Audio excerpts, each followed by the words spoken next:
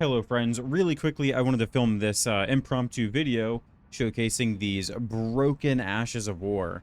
For the perfume bottle here, you can see the Rolling Sparks Ash of War is disgusting. You may not know about it yet, but really what this thing is capable of right now, well, it's not going to be in the game for very long. So I just wanted to make a quick video showcasing just how gross this is and why I think you should be abusing it before it gets taken out, or at least nerfed into the ground. So really quickly, just gonna go over my build. Perfume bottle, standard. Rolling sparks, that's the important part. And then for the talismans, min-maxing damage, obviously. So we're gonna just go in and we're just gonna do it. We're just gonna kill him really quick. Oh, I guess I should also mention that as far as blessings go, this is level 5, so I'm not fighting Mesmer with 20 Skadoo blessings. Yeah, let's just get in there and I'll show you.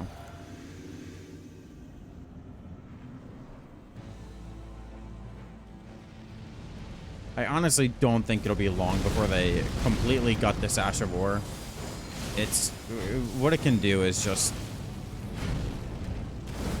it's nothing like the stuff that we've seen so far.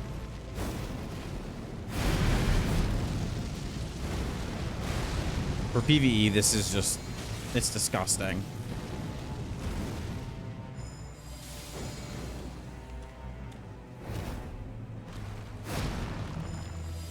So, there you go.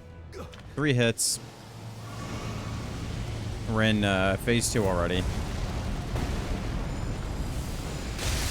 And there you go. Mesmer dead. That's all it takes. I believe it won't be long before they get nerfed, so make sure you use them and get your fun in while you can. I'm willing to bet first patch, as soon as FromSoft puts out their first balance patch, this is going to be top of the patch notes. The reason why this Ash of War is broken is because, well, Rolling Sparks normally... let's go somewhere better if I can show this off. Rolling Sparks normally, when you use the Ash of War, it sends a straight line of perfume that just deals damage in a straight line, hitting everything in its path. But if you aim it directly downward, it just applies the whole line of damage in one spot. And because it does pure lightning, not a lot of enemies have incredibly high lightning resist. And with the buff stacking you could do, think about it. This is like, I'm not even showcasing what you can do with like Howl of Shabiri. You could min-max this damage so much more than just these 4 talismans. In fact, let me show you. We're going to go ahead and pop on Howl of Shabiri and Golden Vow, just because why not?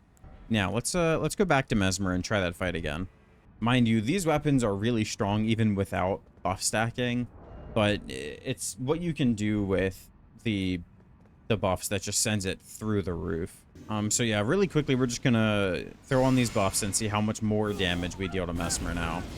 And I mean, the buffs just synergizes with itself because these bottles scale in faith. And I mean, you might as well just throw on Howl of Shabiri and Golden Vow. The damage is just... it's disgusting without these buffs. And with it, it's just through the roof. It's disgusting. Get our ritual sword activated again. And here we go. Yep.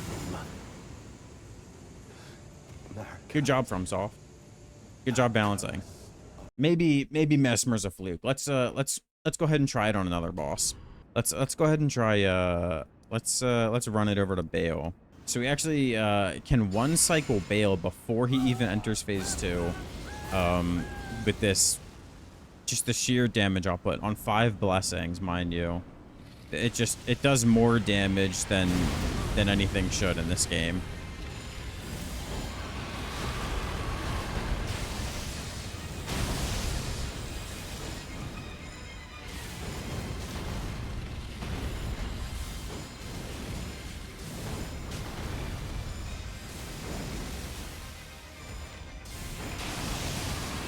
Imagine if I use RTSR instead. We actually got a stagger. And just like that, 46,000 damage. Bale dead. That's it. That's all it takes. One of the toughest DLC bosses down in 20 seconds, 30 seconds. I really don't think I need to show you any more evidence of just how cruel this build is. But for the sake of just killing Radon, why not? Let's just try. Let's just see if it can defeat Radon in a ridiculously short amount of time.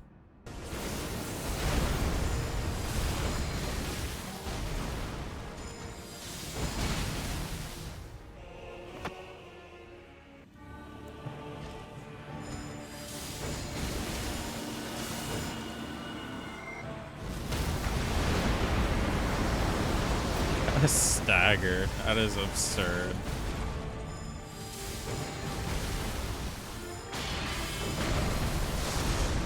Just barely missed the getting him before the meteor.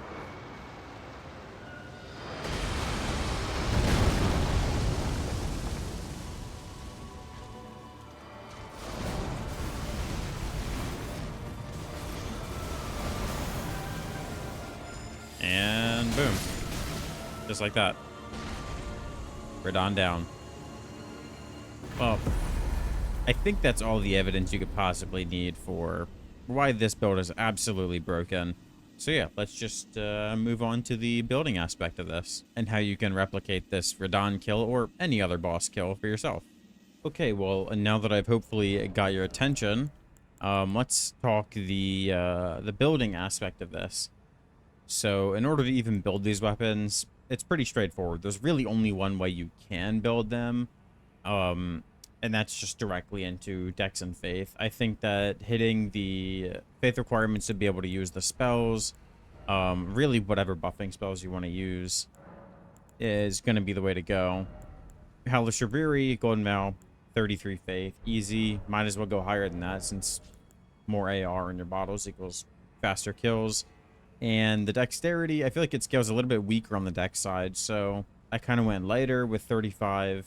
Actually 30, this is with the Godric's Great Rune on, and 52 Faith. And then for the Mind stat, you really don't need a whole lot because the Ash of War Rolling Sparks only cost 14 FP to use, but you will be using the incantations, and since you're already building it a Faith, you can use whatever else you want. Having a bit of extra mind isn't a bad idea. So anyways, moving on to the talismans, it makes the most sense to just stack the damage boosting talismans, but it won't really be necessary because it gets to be kind of overkill at some point. So I think Shard of Alexander is non-negotiable. You should run it for sure, and the Perfumer's Talisman as well. You could go without the Lightning Scorpion Charm and Ritual Sword Talisman, since this reduces your absorption, and this doesn't always get value. Say you get chipped by a boss. So I would say at least running Shard of Alexander and Perfumer's Talisman. You'll be getting plenty of damage just from those two. And then your last two can be, you know, whatever you want for longevity. Dragon Crest, stamina regen, anything for FP. Doesn't really matter. But for the sake of this video, I was just showing how much damage it can do without even really trying that hard. Just slapping together the fastest damage boosting build I could. As for the flask mixture, the lightning shroud and cracked tier, obviously non-negotiable. Just flat damage boost to the perfume bottles here. And then I went with the Faith Not Crystal tier because I'm not at the soft cap for Faith. I'm at 813 AR now. Drinking, I'm at 1004. 200 more AR just from drinking this flask. So really, another thing that you can do for the flask mixtures, if you're really trying to get out as much damage as possible, is you can use the blood-sucking crack tier here for an extra 20% more damage. However, you won't really be able to use it with the Ritual Sword Talisman because they don't synergize. Obviously, you need to be at max health to use the Ritual Sword tier. But the damage is already so high, you could substitute the Blood-Sucking Crack tier or the Faith Not Crystal tier with any other one of these mixtures. You could go with the Opalent Hard tier just for more absorption. You could even go with the Cerulean Hidden tier just to make sure you don't run out of FP for when you're setting up the beginning of the fight. You could run the Green Burst Crystal tier for more stamina regen. I mean, that's about it as far as the build goes. So, yeah. Anyways, friends, that's going to do it for this video. Thank you so much for watching. I just wanted to quickly showcase these gross weapons and spread the good word before they get taken out of the game. So yeah.